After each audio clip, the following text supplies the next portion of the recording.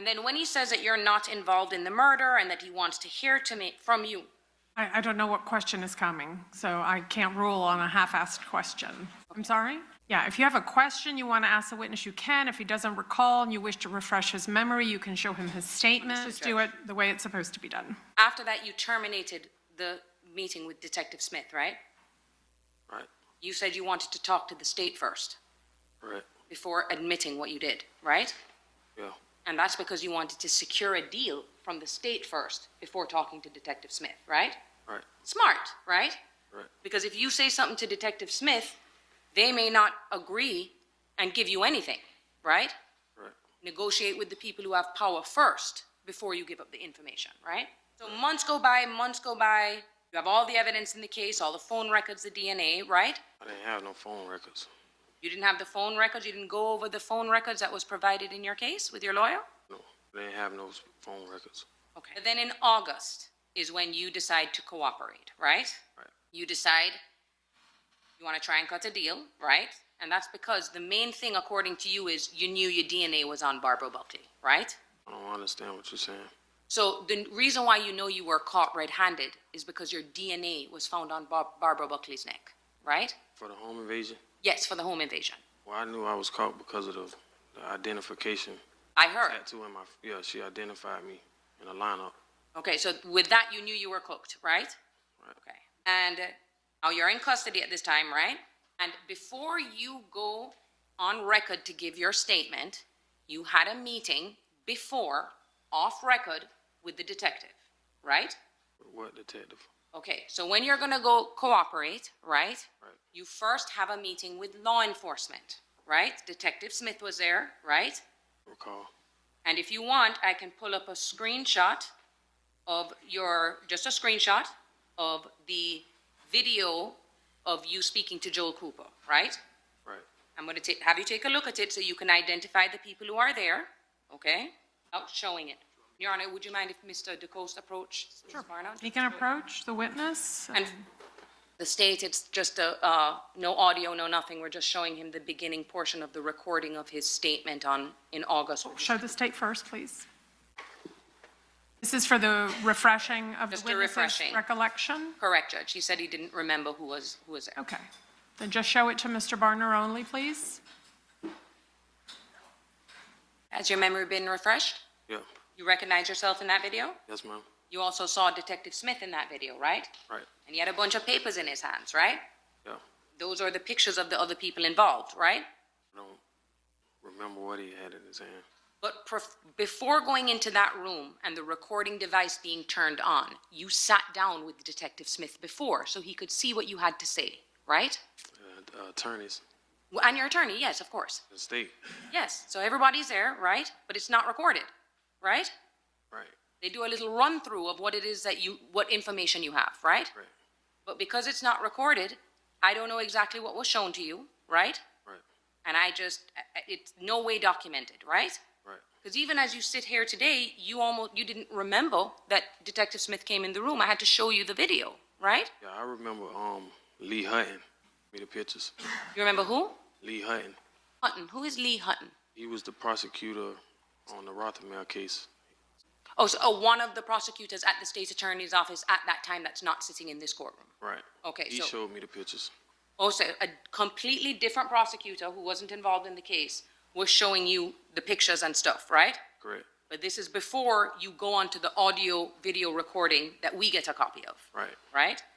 Or you started answering all of Joel Cooper's questions on that recording, you'd already gone through everything, right? Yeah. Now, this is where I'm going to pull it up if you have that statement. Going back to what we were talking about before, when I had asked you about the pin drop being sent to Natalie Gant and Torgon Williams. Did you find it? You're saying right now that you don't remember whether or not you told the state attorney in that recorded statement that Natalie and Torgon Williams were sent a pin to try pick you guys up. I remember that. You remember it? They was contacted. Right. When I say that, like, you guys reached out to them. Right. To see if they could come pick you up. Correct. And that you learned that they were stopped by police. Correct. Right? So, Ant and Torgon Williams were supposed to try and save you guys, right? Yeah. Cool. And, Correct. but they couldn't because they had been pulled over. Right. So the next to blue, right? Okay. Now remember saying that to them, right? Yeah, but I don't remember pen was dropped to Natalie. But remember giving, and I didn't say specifically to Natalie and Toragon, right? They were dating at the time, Yeah, right? That was his girlfriend. He was living with her, yeah, right? Mind, you had told them that those two were supposed to come and pick you up, right? yeah, Attempt. They didn't pick you up, we know that, okay? But they were supposed to, right? yeah, Okay. So, his name was thrown into this all the way in August, right? right. Say that really did anything, for example, with Toragon's to try and help you get away, and she knew what was going on, that would make her an accessory, like Blue, right? Unless he has independent personal knowledge, otherwise you're asking him a legal conclusion. If he and knows. I would sustain that objection. But if he knows, You know? No. Okay. So, no one at this point is arrested at all in the David Rothamel case, right? Except for you. For me. Arrested in Charles McCormick at that time, except for you. Right. Okay. This meeting, this is who you've given to them, right? Torrance, right? Correct. Gigant, right? Right. Abdul Jr., aka Kareem, right? Right. Leroy Whitaker, right? Right. Blue, right? Right. And also to Hakeem Robinson, right? Right. Who you knew they thought was a shooter, right? You and what you said, they ghost Hakeem Robinson, right? Right. Oregon or Natalie, right? Right. Arrest is all over the news, if you know. Over the news? Yeah. You do know, right? Right. It made its way to you even in the jail that Hakeem Robinson, aka Ksoo, was arrested for the murder. It was a big deal, right? Right. Since then, only if you know, the case has been covered in the media, right? Right. Agree with me, the moment that you commit to Hakeem, or you commit to anyone, you commit to Blue being there, or you commit to Toragon Williams, you can't come back and change your testimony, right? Right. Because if you do that, they may not give you the recommendation that you're seeking, right? Right. You even turned on your girlfriend, right? Right. Did you love Janera? Yeah. Okay. But in that moment, you were okay giving her up for an accessory after the fact to murder. Yeah. Okay. Because you needed to help yourself, right? Right. Doesn't matter who it is. Right. Your height's 5'7"? Yes, ma'am. Remember what you weighed at that time, right? Or you don't know? Can't recall. Name of Shifton Hogan. Did he ring a bell to you, or you have no idea who that is? No. What I want to talk about is that while vehicle, right? That Hakeem Robinson arm. Correct. When down in depositions, right? Did you ever tell us that before? Can't recall. Who put that before today, or the state attorney's office before today, that you witnessed him touch the firearm? Yes, ma'am. Okay, but this is already after you know that his fingerprint was found on your firearm, right? It's something that I seen. Oh, okay. But the only time that we, as a defense, is hearing about it is today, 5 years later, right? I wouldn't know that. You never told us about it before. Can't recall. Going back, I wanted to go back to this, okay? And this is the final area before I'm finished, okay, Mr. Barner? About what was said between you and Detective Smith in that interview when he came to you and showed you the video and said, I know you're not my shooter, right? Right. And I was asking you about things that he had said to you about, and you said you don't remember, right? Would it refresh your recollection if I were to show you a copy of the transcripts of the statement that you made that day? So you can see exactly what was said. That would remind you of what Detective Smith said to you and what you said, right? Right. Okay, so for the record, we're referring to the transcripts of that statement? Right. Okay, so what he said to you, I'm going into what he said to you and what your response was, okay? Yeah. He said to you that you jailed for 2 months and that he, Detective Smith, has been looking at people's Instagram and they are free spending money on chains while you are in jail. He said that to you, right? Right. And your response was, no. That's what you said, right? Not personally, though. Okay. That was a lie. Okay, so that was another lie now, okay? So where he's suggesting to you that it's Hakeem Robinson And you're saying, I don't know him, right? Yeah. And in fact, you even said to him, you know his brother, but I don't know him personally, right? Yeah. But now you're saying that that was a lie. That was me saving people. Saving people, like who? Chris Brown? Nah. No further questions. Okay, is there any redirect? May it please the court? Yes. So, Mr. Barner, I want to go over a few things. One, you were asked a moment ago, well, maybe a lot of moments ago, about when you got arrested and then you had a bond, right? Correct. And they said, well, you just couldn't afford to make it, right? Correct. You didn't get a record deal, did you? No. Okay. So, Willie Addison. When Willie Addison was shot and killed, there was a lot of questions regarding the fact that Hakeem Robinson wasn't actually in that car. Is that right? Right. Remember being asked those questions? Yeah. Now, Willie Addison was Hakeem's stepbrother, correct? Right. Abdul Robinson Jr., Kareem, is that Hakeem Robinson's biological brother? Yeah. All right. And where was Kareem shot? In the head. Did Kareem almost die? Yeah. Abdul Robinson Sr., Blue, is that Hakeem Robinson's father? Yeah. Many times by all of you. I think everyone knows that Blue is Mr. Robinson's father. Was he shot? Yeah. Torrigan Williams, is that Hakeem Robinson's cousin? And Hakeem Robinson? Kareem right. and Torrigan, our cousin. Kareem. Okay. What about Leroy Whitaker? Is he related to Hakeem Robinson? Yes, sir. And Hakeem Robinson was killed. Correct. And his father shot. Correct. Now, that song that we heard earlier, that was made by Charles McCormick. And there was a line, smoking on Willie.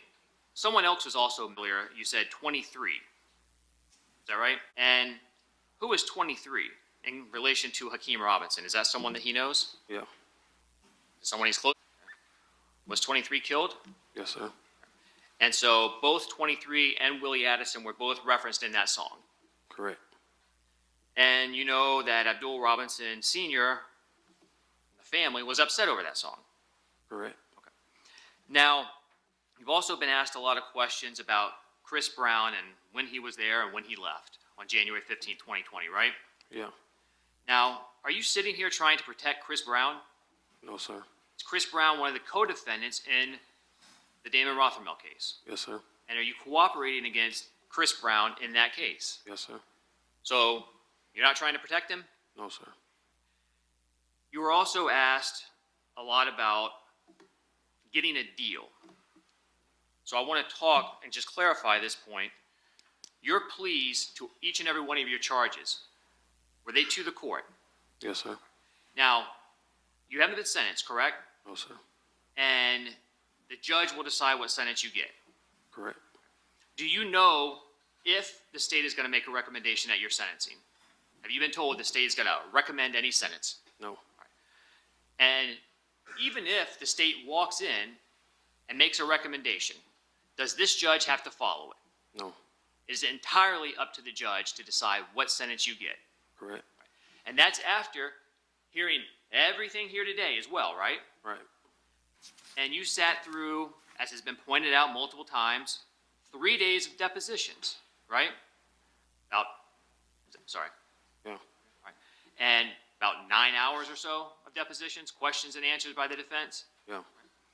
And during that deposition, a lot has been brought out today, asking you questions, refreshing your memory, or asking about the answers you gave to those questions. For everybody in this courtroom to hear, right? Correct. Including the judge, right? Right. Did you have a lot of fun in those depositions? No. Having fun today? No.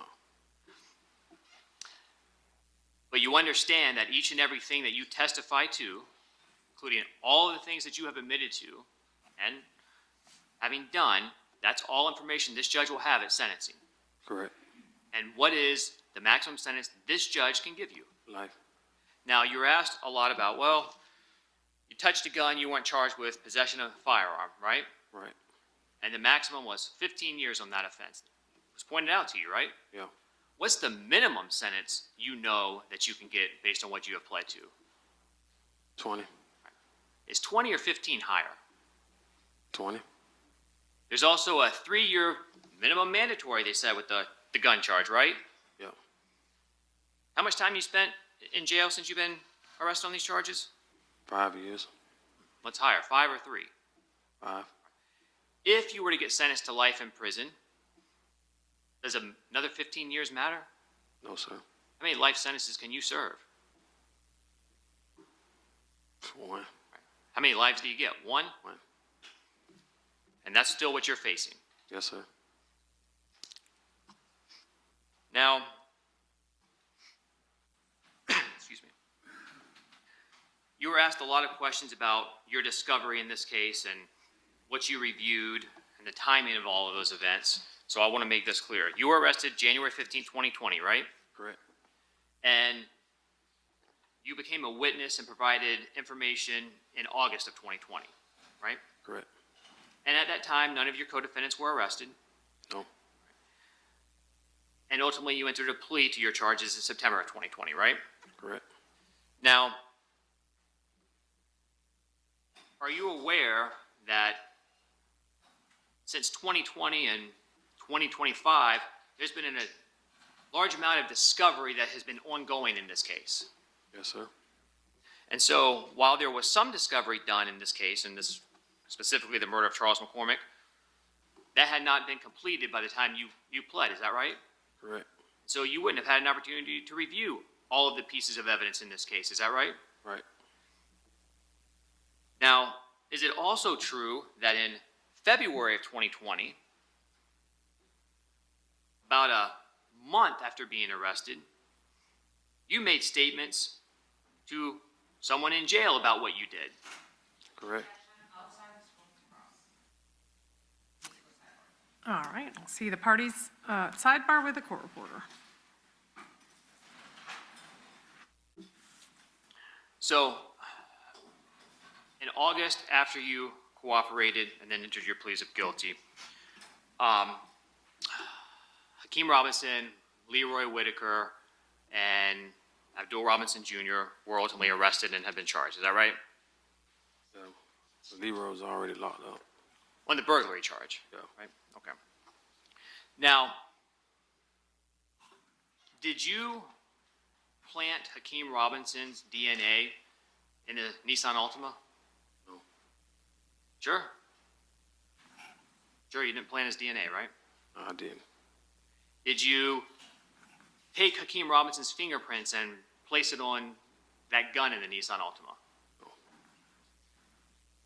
If what you're saying today to this jury is true, and you actually called Abdul Robinson Jr. on January 15, 2020, to let him know Charles McCormick's back, that could potentially be supported by phone records, right? Yes, sir. And you previously testified what your phone number and Abdul Robinson Jr.'s phone number was. Is that correct? Correct. And then with regard to Hakeem Robinson making what you thought might have been an Instagram call, if that happened, that could be potentially corroborated by Instagram records, right? Right. You can't manufacture Instagram records, can you? No, sir. And if what you said was true about Leroy Whitaker being in the car, Scotty, with you and Hakeem Robinson at Charles McCormick's apartment because the three of you were there to kill him,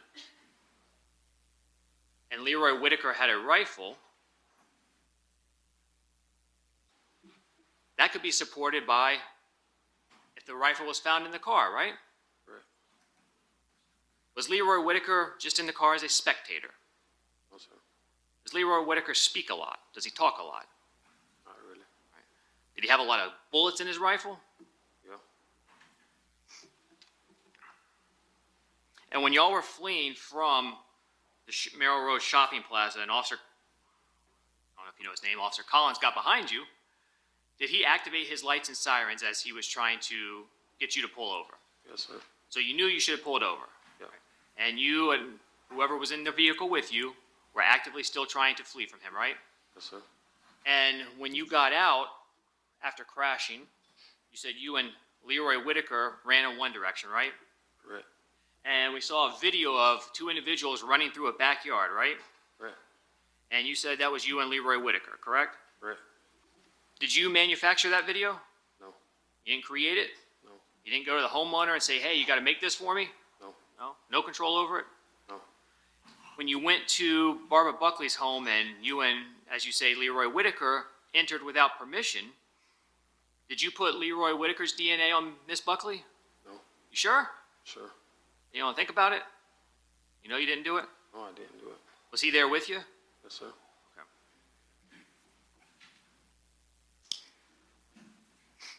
Now, if what you say is true, and Hakeem Robinson was there, and Hakeem Robinson was involved,